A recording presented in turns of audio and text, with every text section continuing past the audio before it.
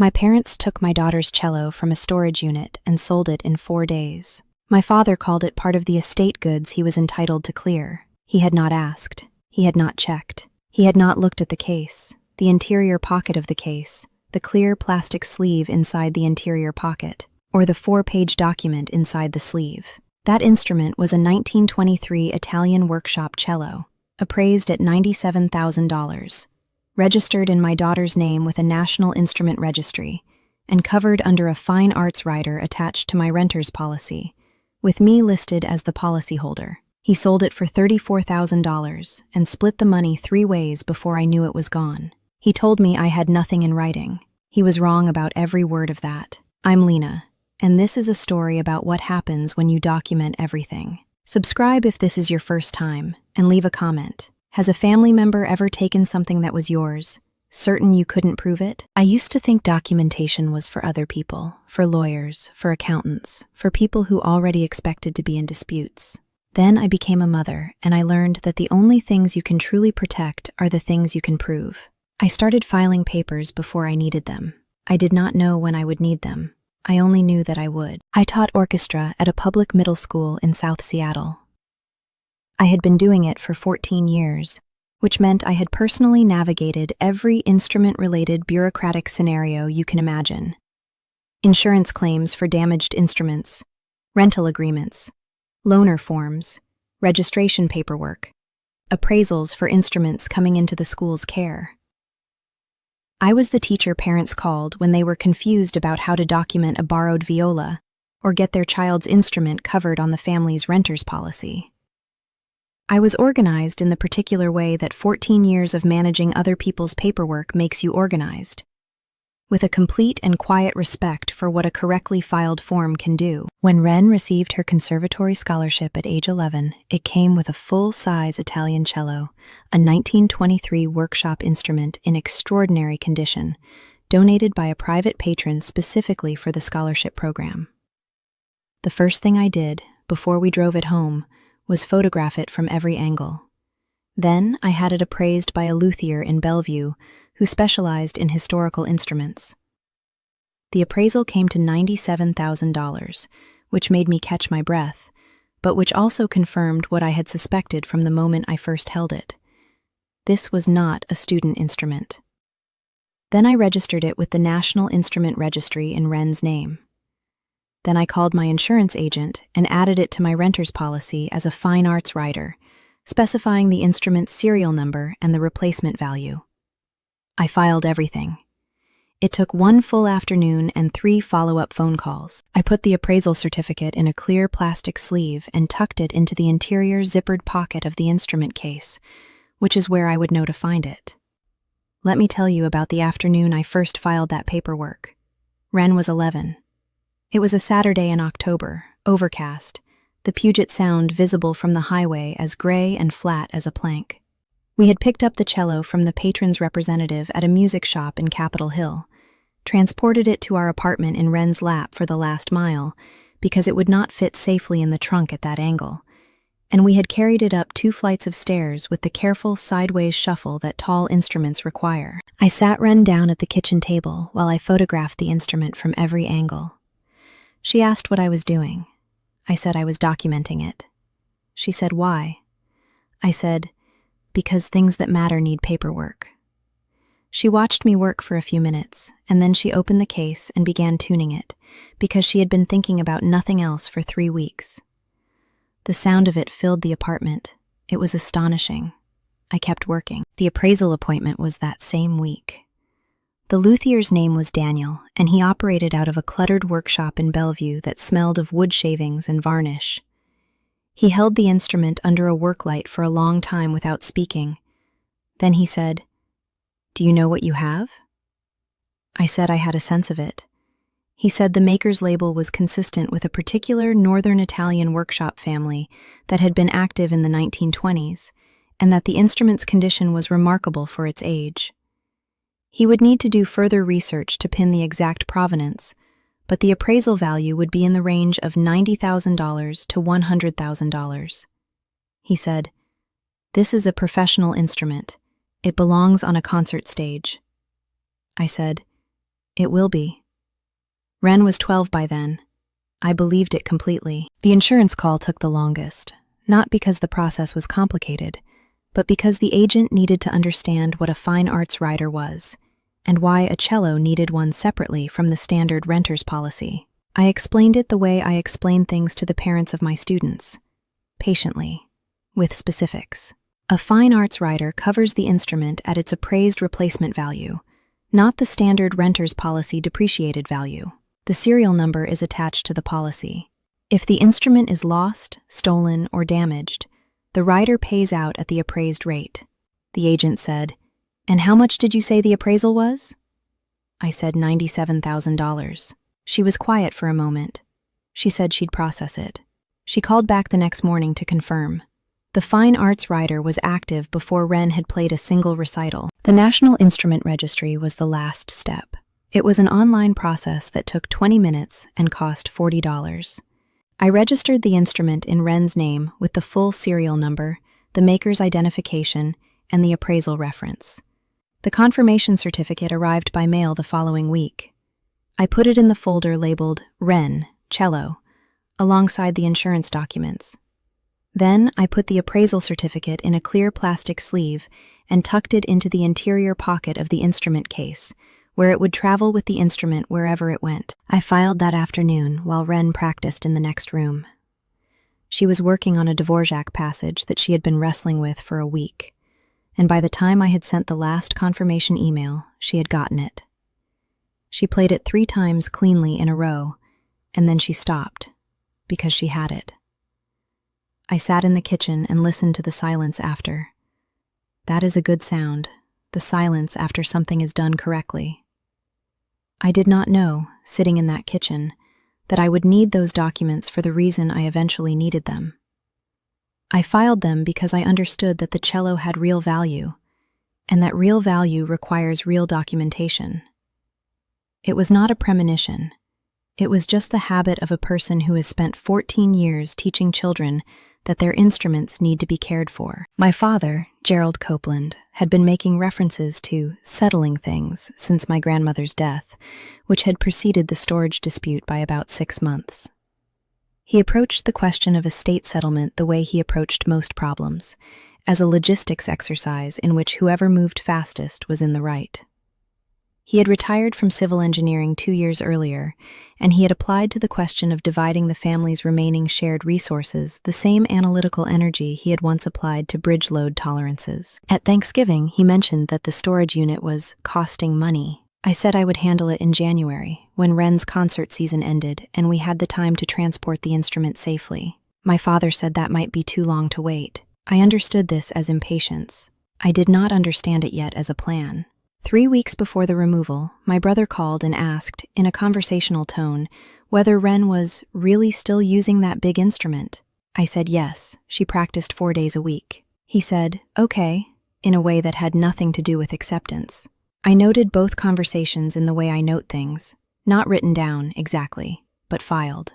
You learn to do this when you work with children. You learn to pay attention to the things that are said sideways. The storage facility called me at 7:42 on a Monday morning. The woman on the phone was efficient and unapologetic. She said my father had come in that morning, presented himself as my listed emergency contact, and had removed the contents of my unit. I called my father immediately. He said the cello had been included with the goods and would be disposed of appropriately. I said it was not his property.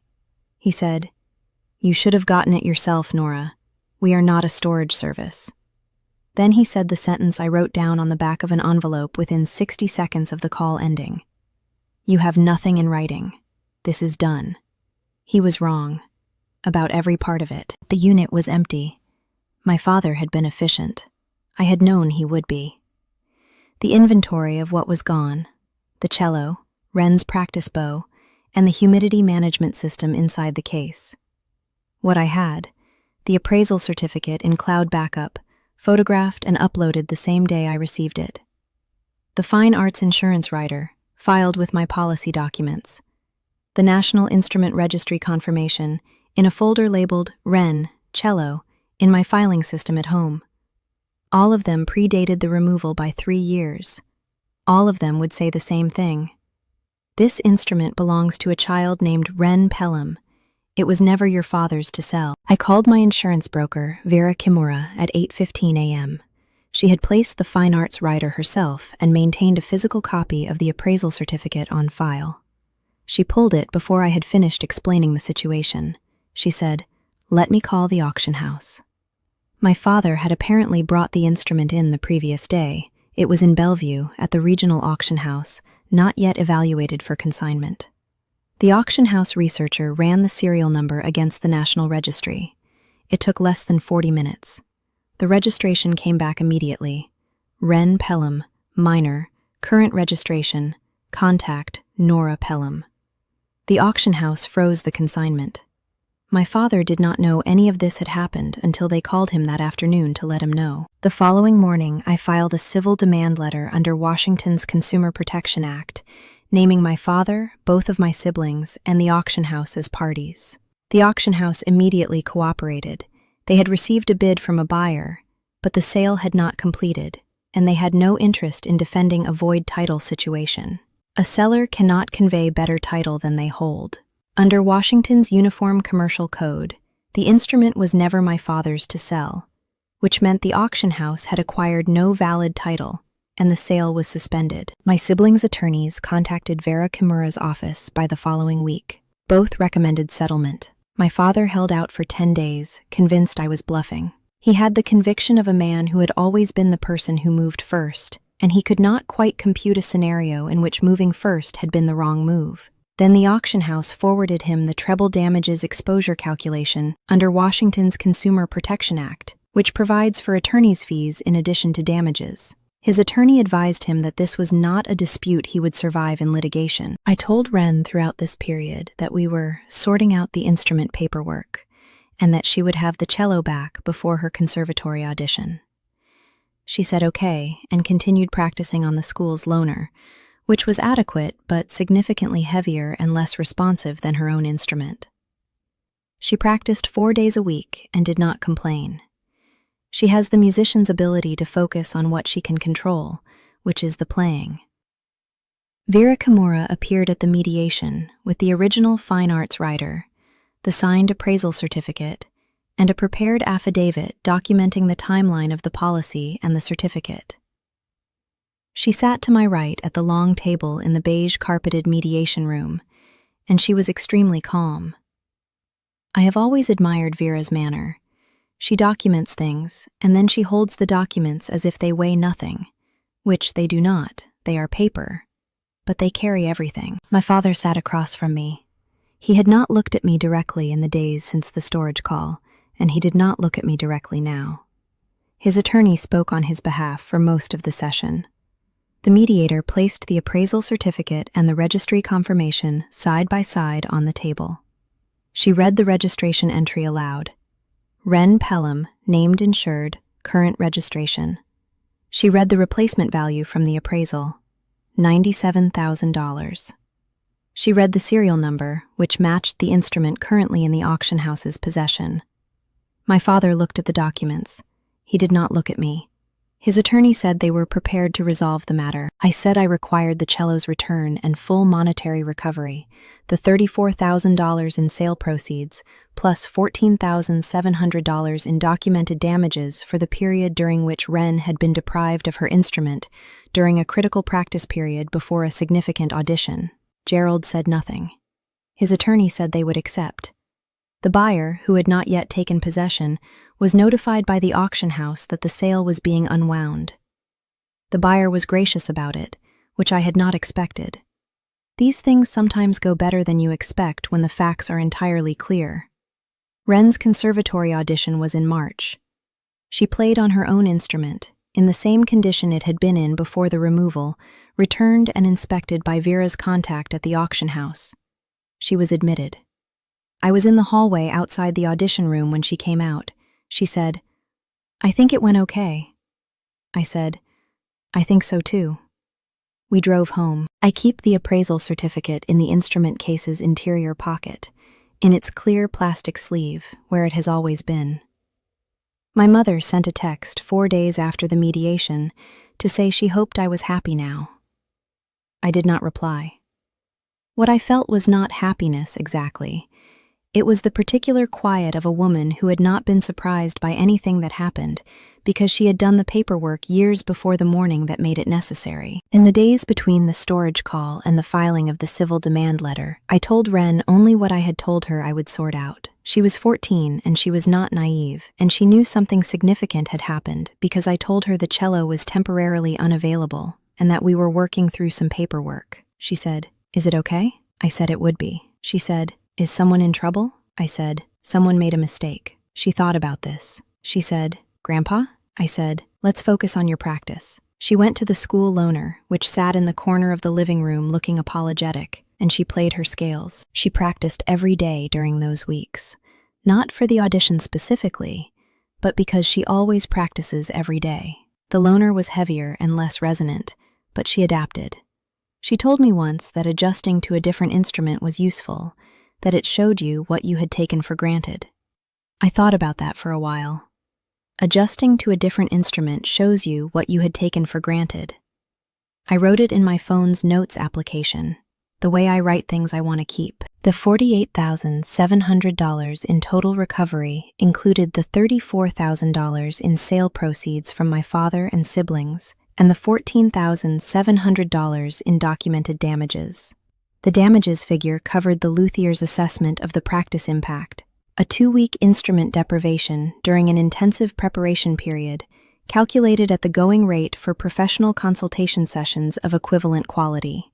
Vera Kimura had assembled the documentation with the same thoroughness she applied to everything. The number was exact, not approximate, and it was supported by 3 pieces of paper.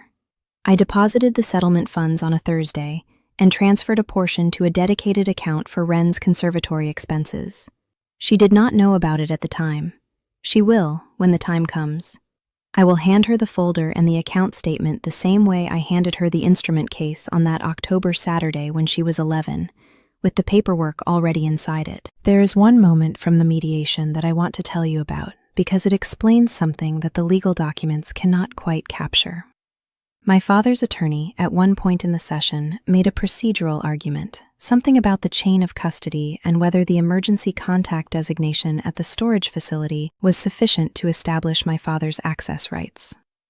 It was, under the circumstances, a weak argument, and everyone in the room knew it. Vera Kimura sat beside me and said nothing. The mediator listened politely. Then she said, "The registration predates the removal by 3 years. The policy writer predates it by the same period. We're not discussing access rights, we're discussing ownership." The argument ended there. My father signed the settlement agreement and left before the documents were fully assembled. I watched him leave. He was a tall man who walked with the confidence of someone who had always been the one who organized things, and even on that day, even walking out of that room, he carried himself the same way. He did not look back. I understood, watching him go, that he had genuinely not checked. It had not occurred to him that I would have documentation. He had been so certain that the person who moved first was in the right that he had not considered whether what he was moving was his to take. He had not looked in the case. He had not opened the interior pocket. He had not thought to wonder whether a woman who had spent 14 years teaching other people's children how to care for instruments might have done the paperwork on her own child's instrument long before he had thought to question it. I had. The clear plastic sleeve was right where it had always been. The best protection is documentation filed long before anyone anticipates a dispute. My daughter's instrument was safe, not because I fought for it, but because I had organized the evidence before the first morning of a fight I did not start. Leave me a comment.